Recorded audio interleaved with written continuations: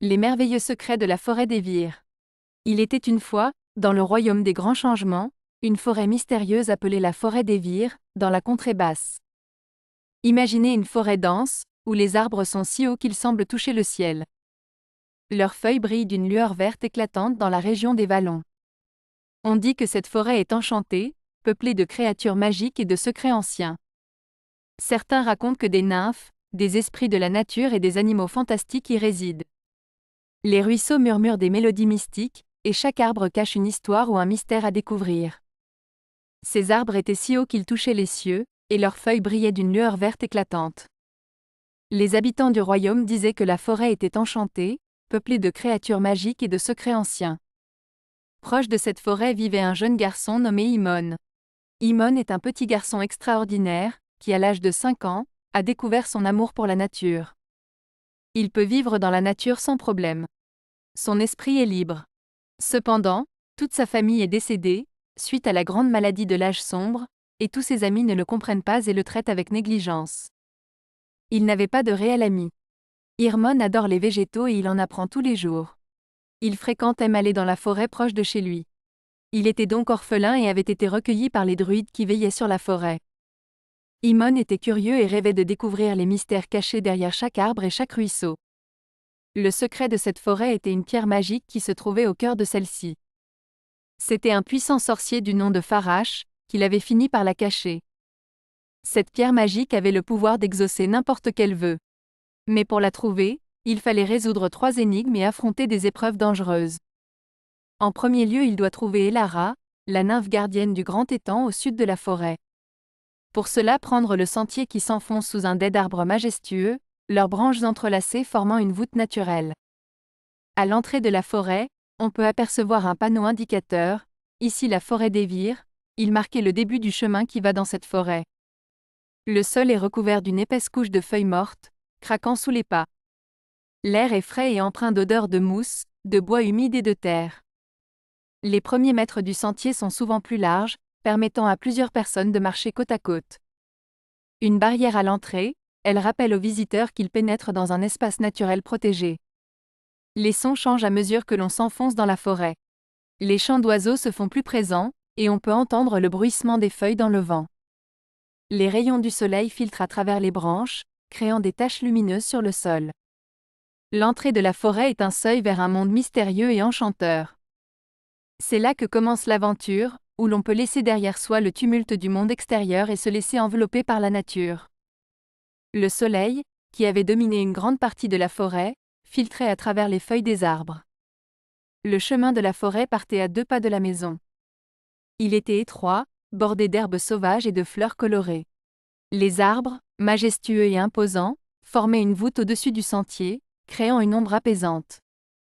En marchant sur ce chemin, on pouvait entendre le chant des oiseaux, les bruits des feuilles sous les pieds et le murmure d'un ruisseau caché quelque part.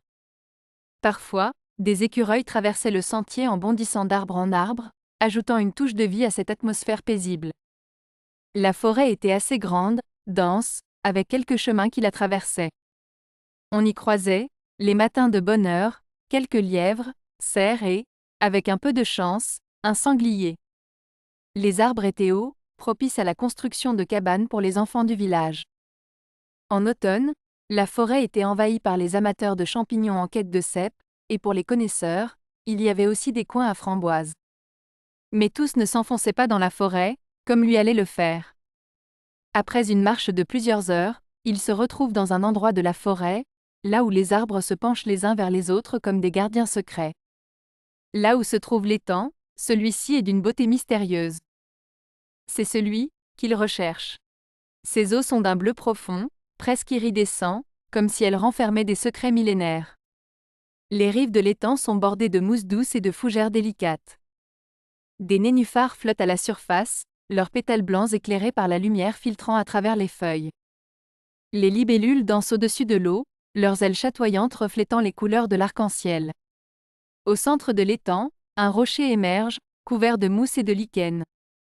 On raconte que ce rocher est le cœur de la forêt, un lieu où les esprits se rassemblent lors des nuits de pleine lune. Certains prétendent même avoir aperçu des fées danser autour de ce rocher, leurs robes scintillantes illuminées par la lueur du soleil. Les arbres qui entourent l'étang semblent vivants, leurs racines plongeant profondément dans la terre, puis remontant à la surface pour former des arches naturelles.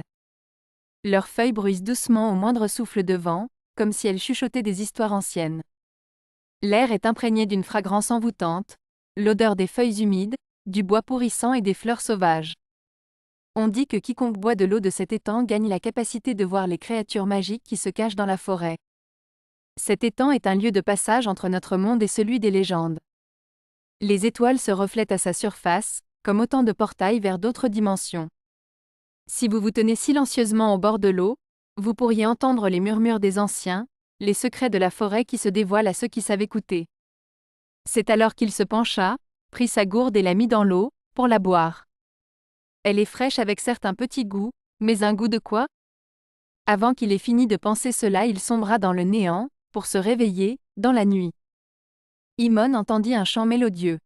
Il venait de l'étang où se trouvait une nymphe sur un rocher. Elle avait des cheveux d'argent et des yeux couleur vert.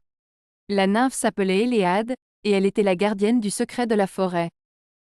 C'était elle qu'il recherchait? Il l'imaginait à l'image de sa mère, celle qu'il aurait voulu avoir. Elle avait un chant mélodieux. Il écoute la chanson, les paroles parlent de la forêt comme ne pas s'y perdre, elle lui dit apprends cette chanson par cœur ainsi tu ne seras jamais perdu. La lune reflétait sur l'eau. Soudain elle disparut. Que faire maintenant? Où aller? Il commençait à avoir faim dans son sac qu'il avait eu le soin de prendre avec lui des biscuits et quelques fruits secs, qu'il avait trouvés dans la cuisine de la maison où les druides l'avaient reçu et éduqué. Soudain, comme des bruits dans le lointain, du côté où le soleil se lève semble-t-il. Là même où se dresse en fait un titan. Le titan des forêts, c'est un bipède entouré de vignes et de branches. Il mesure environ 276 pieds, 84,2 mètres, de haut. Certaines parties de son corps brillent, il semble être constitué d'éléments entourés de branches tordues et noueuses grasses. Ses mains sont des branches de bois qui ressemblent à des doigts, et d'autres branches et de feuilles qui poussent depuis son visage et tout son corps. Il est fait d'écorce mais arrive à se délasser lourdement. Est une créature majestueuse qui incarne la puissance et la magie de la nature. Imaginez-le, se déplaçant lentement à travers une forêt dense, ses branches et son feuillage dépassent de la cime des plus grands arbres de la forêt. Mais vers où se déplace-t-il? Suis-je le premier humain à l'avoir vu? Je ne le quitte plus des yeux et l'idée me prend d'aller à sa rencontre. Ses bruits de pas s'étaient arrêtés, et à travers les arbres et les feuilles, j'imaginais son corps. A priori, il était maintenant assis en haut de la colline à l'ouest. La moitié de son corps dépassait la cime des arbres alors qu'il est assis. Je voulais qu'il me voie. Mais comment faire? Car peut-être, peut-il me dire où trouver Farash ou cette pierre si mystérieuse qui peut m'aider à faire un vœu? Je me rapproche donc de lui, marchant pendant de longues heures encore dans cette forêt. Le soleil est maintenant haut dans le ciel. Il n'a pas bougé, c'est comme s'il m'avait attendu. Maintenant je peux le voir, sa peau est rugueuse. Il est colossal, ses yeux sont vides. Je grimpe à un arbre pour essayer de me rapprocher de son visage et je crie, pour qu'il puisse m'entendre. Qui es-tu? Pourquoi es-tu ici? Je suis l'ancien gardien de ces bois. J'ai vu naître et mourir des générations d'humains. Et toi, petit être fragile, que fais-tu ici? Je suis un Irmon. Je recherche la pierre. Mais toi, qui es-tu? Pourquoi ne veux-tu pas m'attaquer? Un sourire étrange se dessine sur ses lèvres, les humains sont si prompts à juger. Vous me voyez comme une menace, mais je suis bien plus que cela.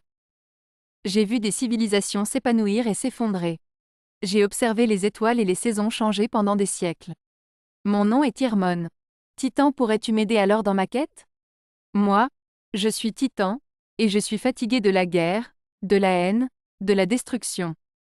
Les titans, les murs, tout cela n'est qu'une illusion. Vous croyez que vous êtes en sécurité derrière vos barrières, mais la véritable cage est celle que vous vous êtes construite. Irmon fronce les sourcils. Quelle est cette cage dont tu parles? La cage de la peur. Vous avez peur des titans, mais vous ne réalisez pas que vous êtes les véritables monstres. Vous tuez pour survivre, mais à quel prix? Votre humanité se perd dans la violence et la vengeance. Déterminé. Je ne veux pas vous détruire, je recherche simplement la pierre pour pouvoir faire mon vœu. Devons-nous battre pour cela? Il s'approche lentement, et si je te disais que la vraie liberté réside dans la compréhension? Que les titans ne sont que des fragments d'un monde plus vaste, d'une vérité que vous refusez de voir? Les poings serrés. Pourquoi parles-tu en énigme? Quelle est cette vérité? Il me regarde, toujours avec ses yeux vides. La vérité est que nous sommes tous liés. Titans, humains, nous partageons le même monde, la même souffrance. Peut-être qu'un jour, tu comprendras. Je ne reculerai pas, je ne compte pas reculer ni abandonner ma quête, regard déterminé. Veux-tu ou peux-tu m'aider? Ou dois-je d'abord te combattre? Titan sourit, alors continue à chercher, Irmon. Peut-être que tu trouveras la clé de cette cage que tu as forgée. Je finis par me sentir désabusé, presque démotivé. Titan, connais-tu cette chanson? Je chante la chanson de la nymphe qu'elle m'avait appris. Le Titan finit par sourire, et rapprocha sa main vers moi. Monte sur celle-ci, que je te pose sur mon épaule, ainsi nous serons plus proches. Je vais te conduire à celui qui connaît la pierre. Il est toujours vivant et s'appelle Farash. Après plusieurs jours de marche, puis des semaines et des mois, nous avancions dans cette forêt, c'était comme si elle ne s'arrêtait pas, qu'elle était à l'infini. Pourtant Titan sait où il va, et donc il continue d'avancer. Pendant tout ce temps, je me nourris tous les jours de différentes plantes et de baies sauvages que Titan me donne, c'est lui qui me les conseille pour me nourrir et j'apprenais à les découvrir, parfois les cueillir et les cuisiner.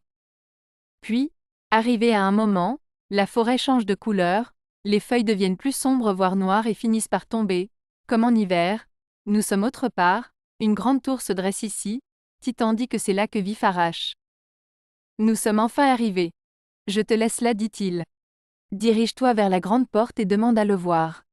Je m'approche de la porte, une chaîne permet de sonner la cloche, je sonne et j'attends. Qui est là? Farash, j'ai besoin de vous voir, je recherche la pierre, c'est Titan qui m'a mené jusqu'ici. Ouvre-moi. Non, Titan n'aurait pas dû faire cela. Pourquoi?